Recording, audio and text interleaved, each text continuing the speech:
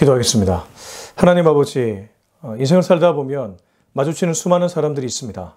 그 중에는 나에게 선한 영향력을 끼친 사람도 있지만 악한 영향을 주는 사람들도 있습니다. 나는 누군가에게 그러한 영향을 주고 있지는 않습니까? 주여 말씀을 펼쳤습니다. 말씀에 영향받기를 원하고 그래서 선한 영향력으로 세상을 살아낼 수 있기를 원합니다. 주 성령께서 역사하여 주시옵소서. 예수님의 이름으로 기도합니다. 아멘. 네, 오늘은 에스더서 1장 13절에서 2장 18절까지입니다. 다소 말씀이 길기 때문에 읽을 때는 좀 부분에서 발췌해서 읽도록 하겠습니다. 1장 13절부터 22절까지를 읽고 2장 12절에서 18절까지를 읽겠습니다. 왕이 사리를 아는 현자들에게 묻되 왕이 규례와 법률을 아는 자에게 묻는 전례가 있는데 그때 왕에게 가까이하여 왕의 기색을 살피며 나라 첫자리에 앉은 자는 바사와 메대의 7 지방간 곧 가르가스나와 세달과 아드바나와 다시스와 메레스와 마르스나와 무부간이라. 왕후 와스디가 내시가 전하는 아수에로 왕의 명령을 따르지 아니하니 규례대로 하면 어떻게 처치할까? 무무간이 왕과 지방간 앞에서 대답하여 이르되 왕후 와스디가 왕에게만 잘못했을 뿐 아니라 아수에로 왕의 각 지방의 관리들과 뭇백성에게도 잘못하였나이다. 아수에로 왕이 명령하여 왕후 와스디를 청하여도 오지 아니하였다 하는 왕후의 행위의 소문이 모든 여인들에게 전파되면 그들도 그들의 남편을 멸치할 것인즉 오늘이라도 바사와 메대의 기부인들이 왕후의 행위를 듣고 왕의 모든 지방관들에게 그렇게 말하리니 멸시와 분노가 많이 일어나리이다. 왕이 만일 좋게 여기실진대 와스디가 다시는 왕 앞에 오지 못하게 하는 조서를 내리되 바사와 메대의 법률에 기록하여 변개함이 없게 하고 그 왕후의 자리를 그보다 나은 사람에게 주소서. 왕의 조서가 이 광대한 전국에 반포되면 귀천을 막론하고 모든 여인들이 그들의 남편을 존경하리이다 하니라. 왕과 지방관들이 그 말을 옳게 여긴지라. 왕이 무무간의 말대로 행하여 각 지방 각 백성의 문자와 언어로 모든 지방의 조서를 내려 이르기를 남편이 자기의 집을 주관하게 하고 자기 민족의 언어로 말하게 하라 하였더라. 2장 12절입니다. 처녀마다 차례대로 아수에로 왕에게 나아가기 전에 여자에 대하여 정한 규례대로 12달 동안을 행하되 6달은 모략 기름을 쓰고 6달은 향품과 여자에게 쓰는 다른 물품을 써서 몸을 정결하게 하는 기한을 마치며 처녀가 왕에게 나아갈 때에는 그가 구하는 것을 다 주어 후궁에서 왕궁으로 가지고 가게 하고 저녁이면 갔다가 아침에는 둘째 후궁으로 돌아와서 비빈을 주관하는 넷이 사스 가스의 수하에 속하고 왕이 그를 기뻐하여 그의 이름을 부르지 아니하면 다시 왕에게 나아가지 못하더라. 모르드게의 삼촌 아비하일의 딸 곧 모르드게가 자기의 딸같이 양육하는 에스더가 차례대로 왕에게 나아갈 때에 궁녀를 주관하는 넷이 헤게가 정한 것 외에는 다른 것을 구하지 아니하였으나 모든 보는 자에게 사랑을 받더라.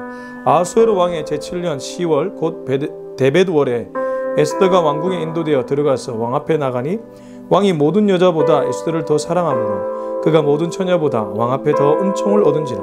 왕이 그의 머리에 관을 씌우고 와스디를 대신하여 왕으로 삼은 후에 왕이 크게 잔치를 베푸니 이는 에스더를 위한 잔치라. 모든 지방관과 신하들을 위하여 잔치를 베풀고 또 각 지방의 세금을 면제하고 왕의 이름으로 큰 상을 주니라. 아멘. 네, 오늘은 에스더 1장 13절에서 2장 18절까지의 말씀입니다. 오늘 본문이 상당히 긴 길이를 보여주고 있지만 그 내용은 단순합니다. 아수에르 왕의 첫 번째 왕후였던 와스디가 폐위되고 두 번째 왕후인 에스더가 새롭게 간택되는 그러한 장면을 그리고 있기 때문입니다. 근데 이 두 가지 사건의 흐름 속에서 충신도 있고 간신도 있습니다. 충언도 있고 간언도 있습니다. 주변에 사람들이 많이 나타나고 그 사람들의 오고 가는 말들 속에서 왕이 판단을 내립니다. 근데 그 판단이 부정적인 결과를 가져올 때도 있고 또 긍정적인 결과를 가져올 때도 있다는 것이죠. 사실 이 모습은 우리들과도 직접적인 연관이 있습니다. 비록 우리는 왕은 아니지만 우리 주변에도 충신과 같은 인물이 있는가 하면 간신과 같은 인물이 있습니다. 간신이 꼭 얍삽한 얼굴을 띠고 우리에게 다가오진 않습니다. 어떤 의미에서 그들은 광명한 천사의 얼굴을 갖고 우리에게 다가올지도 모릅니다. 그리고 우리에게 감언이설을 쏟아놓죠. 간혹 저는 지도자를 볼 때 그냥 예스맨으로 그 사람이 듣기 좋아하는 말만을 하는데 그걸 듣고 판단하는 모습을 볼 때 안타까울 때가 있습니다. 혹시 제가 그런 사람이 될까 두려운 마음도 있습니다. 여러분, 영적으로 건강하다는 것은 무엇이겠습니까? 때로 하나님이 선지자들을 통해 여러 가지 사인들을 준다면 내 마음이 불편하더라도 그 사인 속에서 하나님의 뜻을 분별할 줄 아는 것. 그것이 영적으로 건강한 사람의 모습 아니겠습니까? 다윗이 어떤 사람이었습니까? 범죄 많이 했습니다. 오죽하면 남의 여자까지 건드렸겠습니까? 근데 그때 그를 찾아온 나단 선지자의 따끔한 충고를 다윗은 받아들입니다. 우리 주변에 꽤나 영향력 있는 인물들이 주변에서 주는 사인을 때로 불편하더라도 잘 받아들였다면 넘어지지 않는 경우 많았을 것입니다. 멀리 갈 것 없습니다. 저와 여러분이 그렇게 살았으면 좋겠습니다. 1장 13절에서 1장 말미인 22절까지는 와스디 왕후가 폐위되는 모습을 그립니다. 13절, 왕이 사례를 아는 현자들에게 묻되 왕이 규례와 법률을 아는 자에게 묻는 전례가 있는데, 왕이 이전에 전례를 아는 현자들이라고 하는데 아마 지혜로운 사람들에게 물었던 것 같습니다.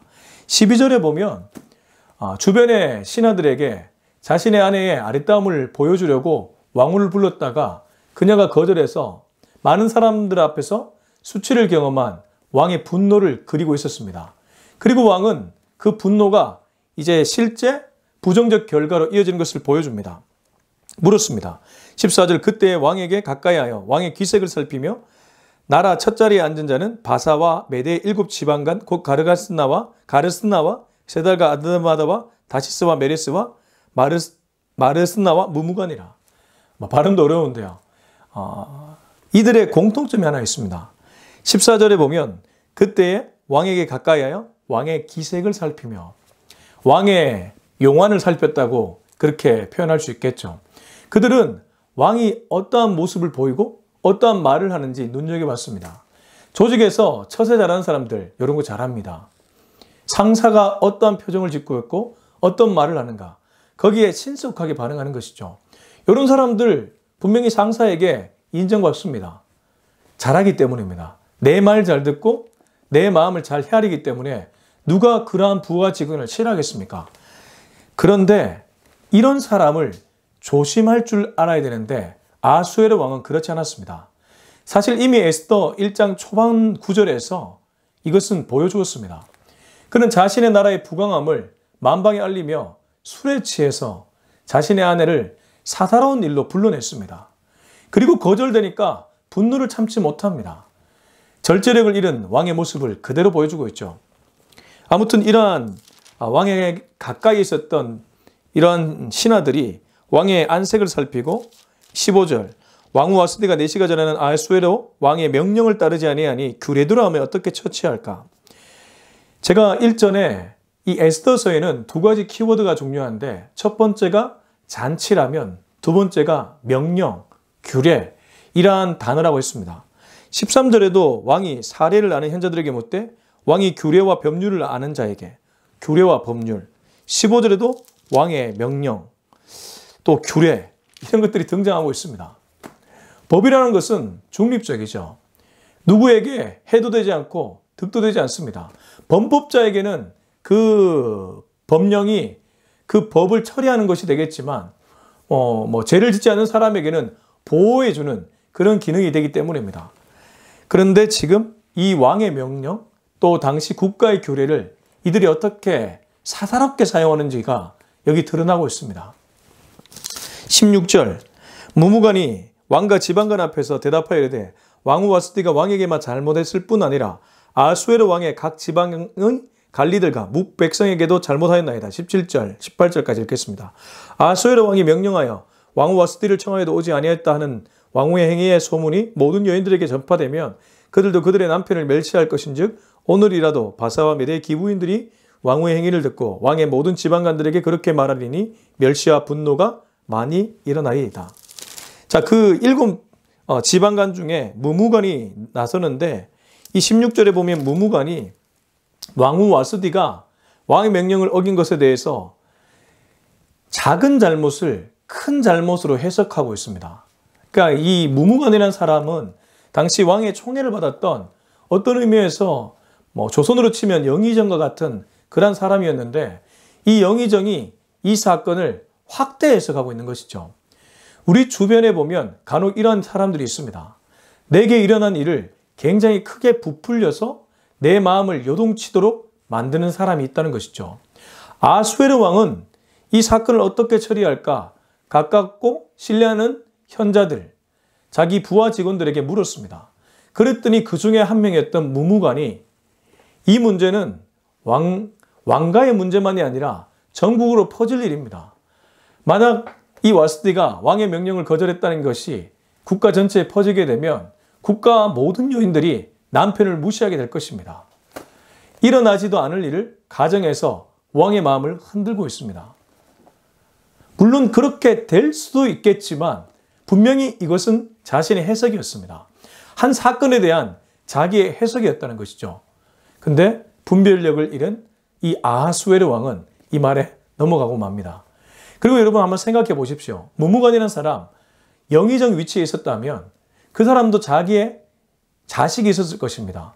이를테면 딸이 있었다면 이번 기회를 통해 와스티가 폐위되면 자기 딸을 왕의 아내, 곧 왕으로 보낼 수도 있다는 그런 속셈도 있었을지 모릅니다.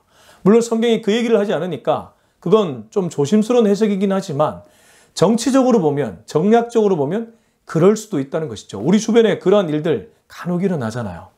이때다 싶어서 자신의 어떤 속셈을, 자신의 계략을 이루려고 하는 사람도 있잖아요. 아무튼 충신 같아 보이지만 무무관은 적어도 간신인 것 같습니다. 그리고 충원 같아 보이지만 그건 간언이었습니다. 이런 구절들을 읽으면서 우리가 어떻게 살아야 될지를 한번 생각해 보게 됩니다. 19절부터 22절까지 읽어보겠습니다. 왕이 많이 좋게 여기실진데 와스티가 다시는 왕 앞에 오지 못하게 하는 조서를 내리되 바사와 메대의 법률을 기록하여 번개함이 없게 하고 그 왕후의 자리를 그보다 나은 사람에게 주소서. 왕의 조서가 이 광대한 전국에 반포되면 기천을 막론하고 모든 여인들이 그들의 남편을 존경하리이다 하니라. 왕과 지방관들이 그 말을 옳게 여긴지라. 왕이 무무관의 말대로 행하여 각 지방 각 백성의 문자와 언어로 모든 지방에 조서를 내려 이르기를 남편이 자기의 집을 주관하게 하고 자기 민족의 언어로 말하게 하라 하였더라. 결국 왕과 주변에 있었던 신하들은 그 무무관의 얘기를 옳게 여긴다고 지금 기록하고 있습니다.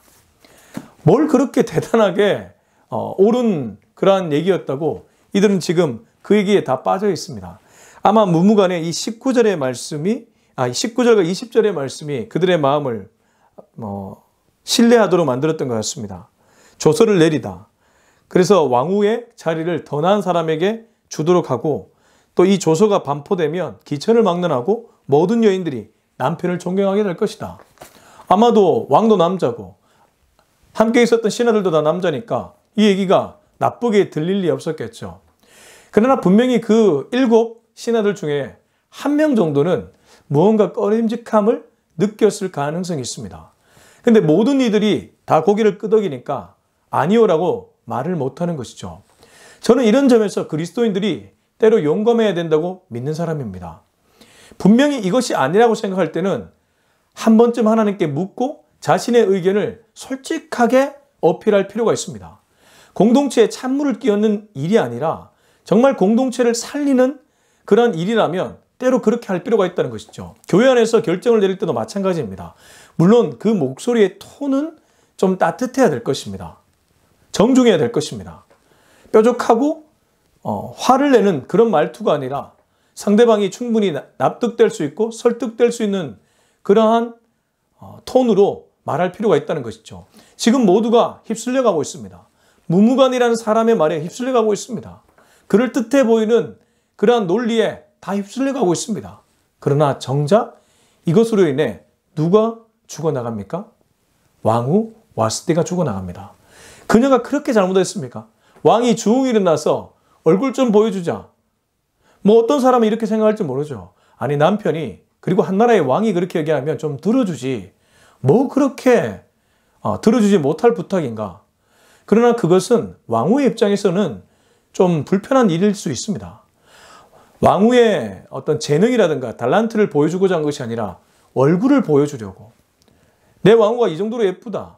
그걸 보여주기 위해서 부른 것을 왕후 와스티도 직감했기 때문입니다. 그래서 그녀의 거절을 우리가 함부로 비난할 수는 없습니다.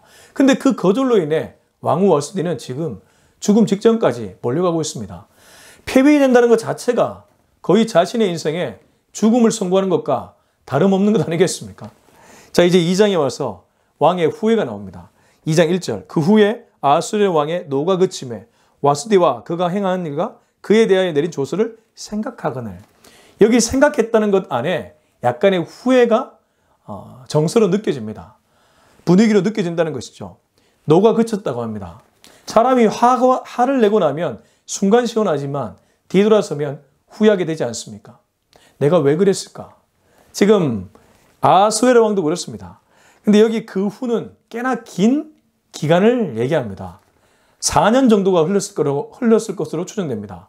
왜냐하면 뒤에 보면 2장 16절 아수에르 왕의 제7년이라고 표현하는데 앞에 일어난 사건이 제3년. 그러니까 4년 정도의 시간이 흐른 후에 왕의 눈은 완전히 그쳤겠죠.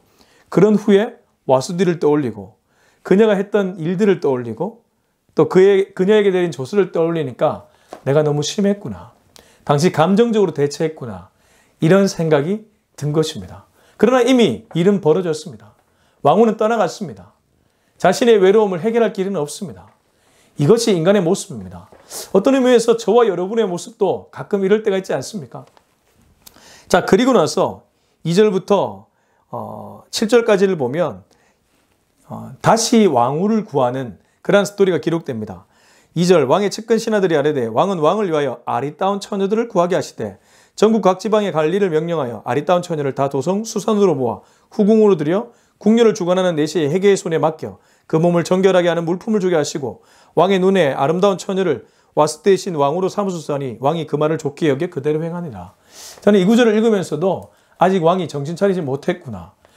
왜냐하면 왕후를 얻는 것 자체는 괜찮습니다. 근데 그가 왕후를 얻는 것이 어떤 의미에서 나라를 좀 더 잘 다스리기 위해 안정을 얻기 위해 그런 것이 아니라 여기 3절 4절에 보면 특히 4절 왕의 눈에 아름다운 처녀를 예쁜 처녀 하나 다시 또 구하라는 겁니다. 신하들이 그렇게 얘기하는 것이죠. 왕이 뭔가 허전해야 하고 왕후 와스티를 그리워하는 것 같으니까 우리 왕이 다시 외로움을 타는가 보다. 뭐 그런 마음까지는 좋겠지만 왕의 눈에 예뻐 보이는 처녀 하나 구하십시오. 이렇게 얘기하고 있으니 말입니다. 그렇게 해서 그는 이제 조서를 다시 내리게 됩니다. 전국에 예쁘다는 여자는 다 불러 모으게 된다는 것이죠. 5절에서 7절은 이 모르드게가 등장하는 장면인데 모르드게의 등장을 보니까 이 사람이 유다 민족이고 자신의 사촌 동생이었던 에스더를 참으로 많이 아꼈다는 것이 기록되어 있습니다. 우리 7절만 한번 읽어보겠습니다. 그의 삼촌의 딸 하다사 곧 에스더는 부모가 없었으나 용모가 곱고 아리따운 처녀라. 그의 부모가 죽은 후에 모르드게가 자기 딸같이 양육하더라. 이 모르드게라는 인물은 유다인이었는데 이 유다 백성이었던 모르드게가 삼촌의 딸이죠. 사촌 여동생 에스더가 부모 일은 고아였는데 자신의 딸처럼 아끼고 양육했고 그녀가 아주 곱고 아리따웠다고 합니다. 모든 것을 가진 아수에르 왕. 그런데 뭔가 허전해하고 있고 분별력 없는 아수에르 왕. 어떤 의미에서 모든 것을 잃은 에스더. 그러나 내면도 강하고 외모도 훌륭한 에스더. 뭔가 비교되지 않습니까? 이 모르드게와 에스더 그리고 아수에르와 주변의 신하들. 뭔가 비교되지 않습니까? 다 가졌지만 전혀 가지지 못한 사람. 하나도 가지지 못했지만 다 가진 것처럼 보이는 사람. 이것이 지금 에스더가 우리들에게 보여주는 그러한 구조인지도 모릅니다. 이 시대를 살아가는 우리들이 아마 그러할지도 모릅니다. 우리 중에는 꽤나 경제력이 있는 사람들이 있죠. 그리스도인 아닌 사람들 중에도 그런 사람이 있죠. 뭔가 모르게 허전한 사람이 있습니다. 뭔가 모르게 결핍이 있고 해결되지 못하는 감정이 있는 분이 있습니다. 그런데 이 그리스도인 중에 전혀 가지지 않았는데 행복해 보이는 사람이 있습니다. 물질적으로 보면 내세울 것이 전혀 없지만 행복해 보이는 사람이 있다는 것이죠. 에스더는 그러한 모습을 우리들에게 보이고 있는지도 모릅니다. 8절부터 11절을 보면 왕의 조서가 반포되는 장면입니다. 왕의 조서와 명령이 반포되며 처녀들이 도성수산에 많이 모여 해계의 수하에 날아갈 때에 에스더도 왕궁으로 이끌려가서 궁녀를 주관하는 해계의 수하에 속하니 이 해계라는 사람이 이 일을 관장했던 것 같습니다. 모든 여자들, 궁녀를 주관하는 헤게였는데 이 헤게 밑으로 불려간 여자들이 다 모였다는 것이죠. 9절 헤게가 이 처녀를 좋게 보고 은혜를 베풀어 몸을 정결하게 할 물품과 일용품을 곧주며 또 왕궁에서 의뢰해주는 7 궁녀를 주고 에스더와 그 궁녀들을 후궁 아름다운 처소로 옮기더라. 에스더는 만나는 사람마다 좋게 보이는 그런 특징이 있었습니다. 9절에 보면 헤게가 이 처녀를 좋게 보고 은혜를 베풀어. 요셉도 보면 비록 어린 나이에 이국 땅에 팔려갔지만 만나는 사람마다 좋게 보고 또 그에게 은혜를 베풀었다는 구절들이 있는데 에스더도 마찬가지였습니다. 부모 이름 고아였습니다. 가진 것이 무엇이 있었습니까? 그럼에도 불구하고 그녀를 보는 대부분의 사람들은 그녀를 좋게 생각했습니다. 이 헤게만이 아니라 뒤에 구절들을 보면 왕도 그렇고 그렇다는 것이죠. 그녀의 태도나 그녀가 보이는 어떠한 말투나 행동들 이런 것들이 어떠했을지 짐작됩니다. 10절 11절 에스더가 자기의 민족과 종족을 말하지 아니하니 이는 모르드게가 명령하여 말하지 말라 하였습니다. 모르드게도 날마다 후궁 뜰 앞으로 왕래하며 에스더의 안부와 어떻게 될지를 알고자 하였더라. 아마도 에스더가 자기 민족을 말하지 못하도록 모르드게가 신신당부했던 것 같습니다. 유다 민족이라면 노예고 혹시 피해 입을까 봐 말하지 말라고 했던 것이죠. 어찌됐든 모르드게가 얼마나 에스더를 아꼈는지를 잘 알 수 있는 대목입니다. 12절부터 18절은 결국 에스더가 간택되는 그런 장면을 보여주고 있습니다. 쭉 읽어보겠습니다.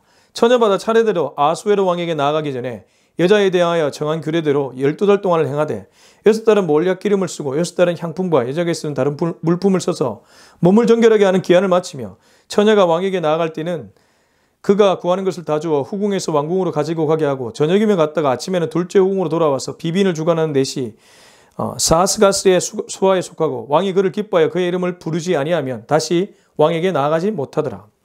이게 간택되는 어떠한 디테일을 얘기해주고 있는데 우선 여자들의 몸을 12달 동안 정결하게 했습니다.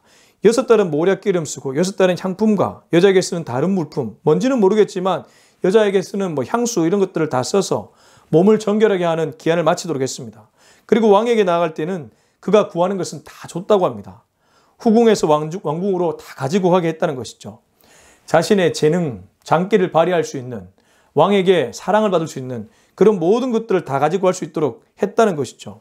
그리고 돌아오면 둘째 후궁, 아마 다른 처소가 있었던 것 같습니다. 그곳에 머물고 왕이 다시 그의 이름을 부르면 다시 왕 앞으로 갈 수 있지만 부르지 않으면 평생 거기에 머물러 살아야 되는 아주 외로운 그런 신세가 될 수 있었다는 것이죠. 그리고 왕이 부른다고 해서 꼭 왕후가 되는 것은 아니었습니다. 그러니까 굉장히 어떤 의미에서 간택받기 어려운 시험이었다는 것이죠. 15절부터 18절입니다. 모르드게 삼촌 아비아엘의 딸 곧 모르드게가 자기의 딸같이 양육하는 에스더가 차례대로 왕에게 나아갈 때에 궁녀를 주관하는 넷이 헤게가 정한 것 외에는 다른 것을 구하지 아니하였으나 모든 보는 자에게 사랑을 받더라.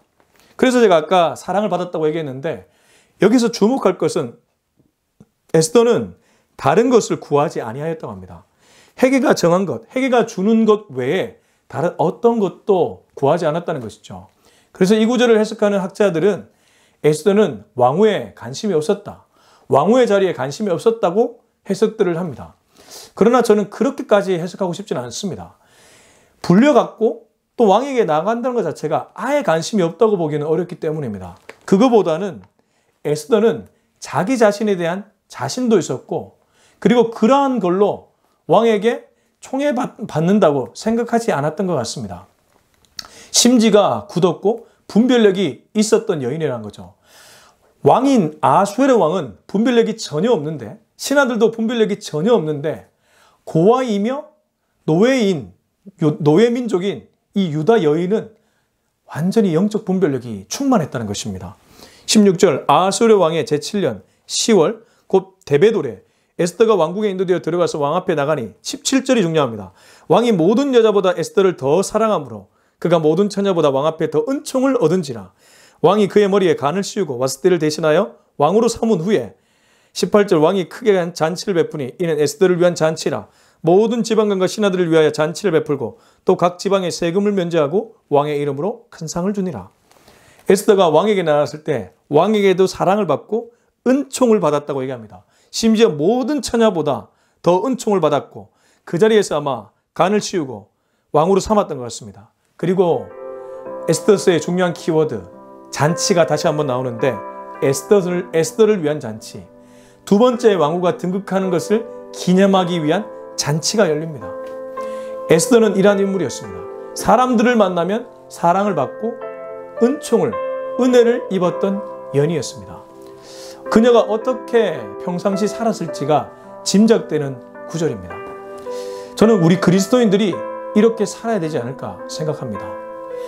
에스더 옆에는 자신을 7달처럼 키운 모르드게가 있었습니다. 그녀는 때로 에스더에게 질책을 하기도 했을 것입니다. 뒤에 나오는 말씀을 보면 네가 이때를 위함이다 이런 표현을 하는 거 보면 아마도 종종 에스더에게 때로 강력한 말을 또 따끔어린 말을 했던 것 같습니다. 아수르 왕 옆에는 그런 말을 하는 사람이 없었습니다. 언제나 그의 눈치를 보며 그의 마음에 듣기 좋은 말만을 하는 간신들이 더 많았다는 것이죠. 에스더는 외로웠습니다. 주변에 사람들도 많지 않았습니다. 그러나 모르드게라는 진짜 충성스러운 사람이 있었다는 것이죠. 바로 그 사람이 에스더가 모든 사람에게 사랑받고 은총받을 수 있도록 만들어 주었다는 것입니다. 손흥민한 인물, 우리는 그 결과를 보면서 한호합니다. 그러나 그의 아버지가 그를 얼마나 혹독하게 훈련시켰는지 우리는 그 사실도 알고 있습니다. 그렇습니다. 때로 우리는 우리 옆에 너무 많은 간신들을 두고 살아가는지 모릅니다. 광명한 천사의 얼굴을 하고 있지만 그래서 나에게 달콤한 말을 하지만 그건 간신의 간언일지도 모릅니다. 영적 분별력을 가져야 될 것입니다. 여러분 때로 하나님의 메시지가 들려올 때 불편하더라도 아멘으로 받고 그 말씀대로 순종해 보십시오. 그러면 하나님이 역사하셔서 사람에게 오히려 사랑받게 만드시고 은혜받게 만드시고 에스더가 왕으로 간택되었던 것처럼 저와 여러분에게도 그러한 역사가 일어날지 모릅니다. 우리 그러한 은혜를 누리며 살아갈 수 있기를 예수님의 이름으로 축복합니다. 기도하겠습니다. 이 시간 기도할 때 하나님께 이렇게 해주셨으면 좋겠습니다. 하나님, 오늘 말씀을 통해서 내가 어떻게 살아가야 될지를 깨닫게 되었습니다. 주여, 남의 말에 정말 귀를 기울이고 남의 말에 인생을 허비하다가 오히려 위기 안에서 전락하는 인생이 아니라 하나님의 말씀에 귀를 기울이고 하나님의 뜻이 어디 있는지를 분별하는 영분별의 은사가 있는 사람 되게 하여 주시옵소서.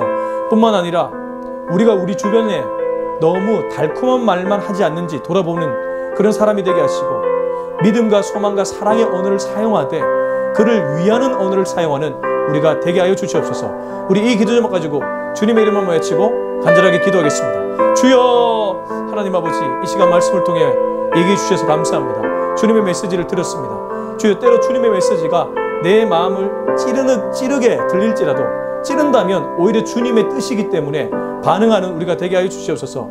달콤한 말, 당장 나의 마음을 흡족하게 하는 말이 아니라 당장에는 쓰라린 그런 언어지만, 그러한 말이지만 나중에 보면 나의 영혼을 살리는 말이라면 그 말에 집중하고 그 말을 들을 수 있는 영성을 허락하여 주시옵소서.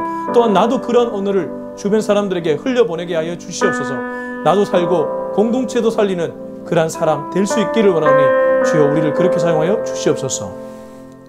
이제는 우리 주 예수 그리스도의 은혜와 하나님의 다음없는 사랑과 성령의 위로하심이 오늘 이 메시지를 듣고 간신이 아닌 충신이 되기로, 간언이 아닌 축원하기로 다짐하는 우리 모두의 머리 위에 지금부터 영원토록 함께 하기를 간절히 축원하옵나이다. 아멘.